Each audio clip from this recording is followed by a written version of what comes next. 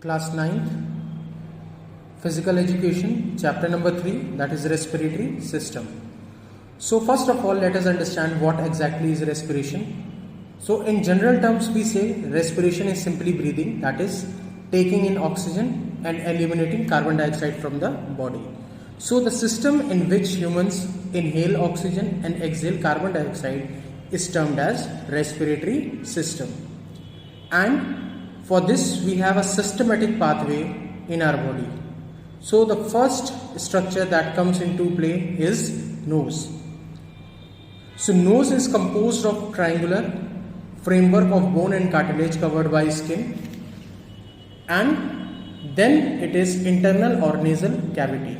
So there are two nasal cavities or nasal passages inside nose through which air enters the passage. The hairs in the nasal passage prevents dust particle and other foreign bodies from entering inside the body. After nose, the second structure is pharynx. So it is a funnel shaped tube which connects our nasal and oral cavities to larynx. The third structure is larynx or voice box. In this, air passes through larynx or voice box and is composed of cartilage. It consists of two pairs of membrane, and with the vibration of these vocal cords only, sound is produced. Next comes the trachea. The air passes into windpipe, and this windpipe is termed as trachea. It lies in front of oesophagus or food pipe and extends from the larynx.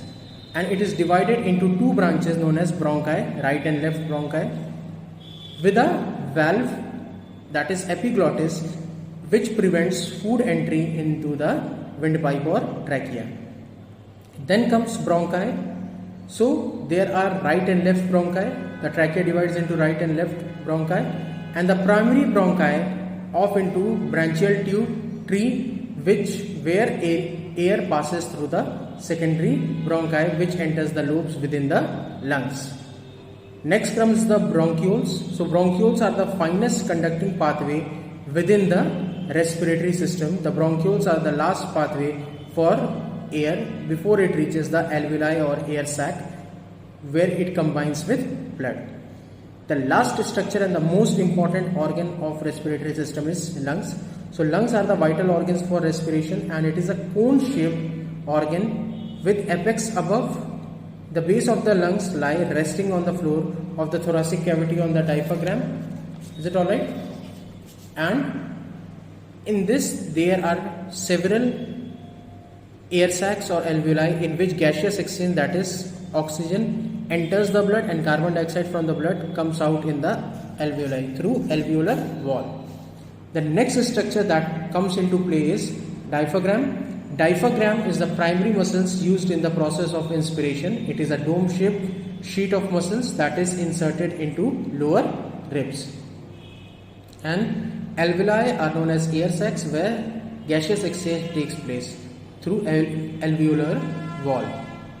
Now, the next topic is mechanism of breathing. So we have external and internal breathing. In external breathing, we have inspiration, that is oxygen intake, and expiration means giving out carbon dioxide. So inspiration, the physiological process which takes place. Is it alright? Oxygen enters. So intercostal muscles contracts, diaphragm moves downward. Is it alright?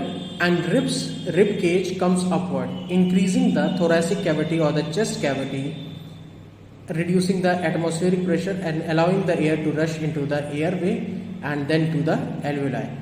And just reverse, intercostal muscles relax, diaphragm moves upward, and rib cage moves inward, and thoracic cavity decreases and carbon dioxide is expelled out through expiration. If you know inspiration, just reverse that becomes expiration. Is it alright? What is internal respiration? So the interchange of gases that occurs between the blood and the cell is known as cellular respiration. Now, what is oxygen depth? According to Hill, the additional oxygen that must be taken into the body after vigorous exercise to restore all systems to their normal state is known as oxygen depth. Is it alright? So when we work out or when we are exerting our body, what happens? Lactic acid is produced as a byproduct of anaerobic respiration, and it is accumulated in the muscles and it continues to overwork.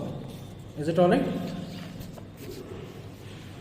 What is second wind? Second wind is a phenomena in distance running such as marathons or road running whereby an athlete who is out of breath to try to continue spontaneous finds strength to press on for top performances with less exertion. Is it alright? So there are two definitions that you have to go through the book, that is vital capacity and tidal volume. You just memorize it. Now, benefits of exercise on respiratory system. First one is strong willpower, then increase in tidal air capacity, decrease in rate of respiration, strengthens diaphragm and muscles, increases in aerobic endurance, increase in size of lungs and chest, and faster recovery period.